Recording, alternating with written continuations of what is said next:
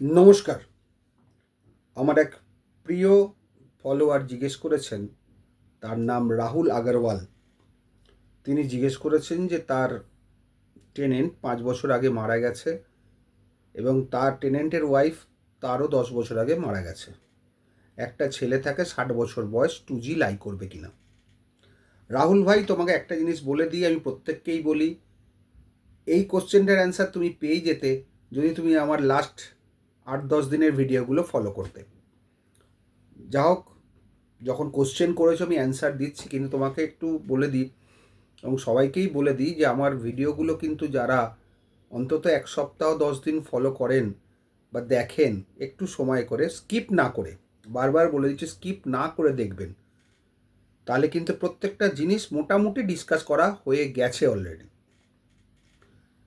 West Bengal premises tenancy অ্যাক্টের ওপরে যারা জানতে চান বা জানেন বা আরও আগ্রহ আছে জানান, তারা আমার লাস্ট 15-20 দিন, ম্যাক্সিমাম 1 মাস যদি এই চ্যানেলটা ফলো করেন, প্রত্যেকটা ভিডিও দেখেন স্কিপ না করে, তাহলে কিন্তু আপনারা অভিজ্ঞ হয়ে যাবেন, যতটা হওয়া দরকার তার থেকেও বেশি। কারণ আপনাকে কেউ ঠকাতে পারবে না, এটুকু আপনাকে বলতে পারি। আপনি সব কিছু জেনেই যাবেন, যার কাছেই যাবেন সব কিছু জেনেই যাবেন, আপনাকে উল্টোপাল্টা বোঝাতে পারবে না। এই চ্যানেলটি দেখলে আপনি মাসখানেক, দিন 20-15 যাই হোক, মোটামুটিভাবে আপনি not as a lawyer but as a person আপনি এক্সপার্ট হয়ে যাবেন বলে আমার বিশ্বাস। সুতরাং ভিডিওগুলো স্কিপ না করে প্রত্যেকে দেখুন। এবার রাহুল ভাইয়ের কথায় আসি।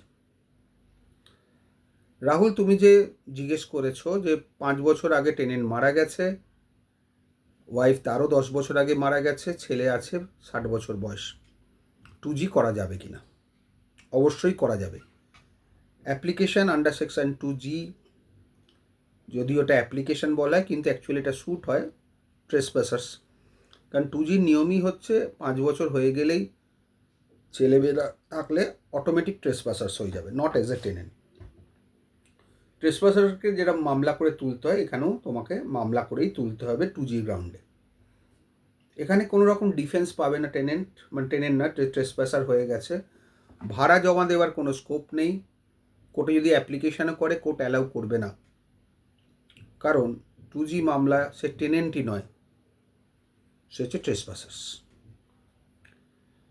সুতরাং সে যদি ভাড়া জমা দেওয়ার অ্যাপ্লিকেশনে করে, 7172 লাই করবে না। এটা কিন্তু মাথায় রাখবে, 2Gর মামলায় 7172 লাই করে না। অনেকে বলতে পারে না আমি ভাড়াটা জমা দিই, সেটা কোর্টের কাছে প্রেয়ার করতেই পারে যে আমারটা অকুপেশন চার্জ হিসেবে জমা দেওয়া। কোর্ট সেটা অ্যালাউ করতেও পারে, নাও করতে পারে, কারণ ট্রেসপাসার্সের কোনো রাইট নেই ভাড়া জমা দেওয়ার। এটা হচ্ছে মেন আইন।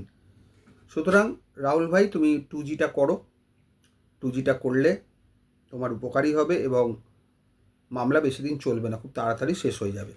একটাই তো ছেলে, কতদিন আর টানবে? হ্যাঁ, তবে যাকে দিয়েই মামলা করাও না কেন, তোমাকে দেখে নিতে হবে ভাই প্লেনটা যেন ঠিক থাকে। যেটা আমি প্রত্যেককে বলি, প্লেন্ট যেন ঠিক থাকে, প্লেন্টে যেন কোনো ভুলভাল না হয়, পরবর্তীকালে যেন কোনো অ্যামেন্ডমেন্ট করতে না হয়।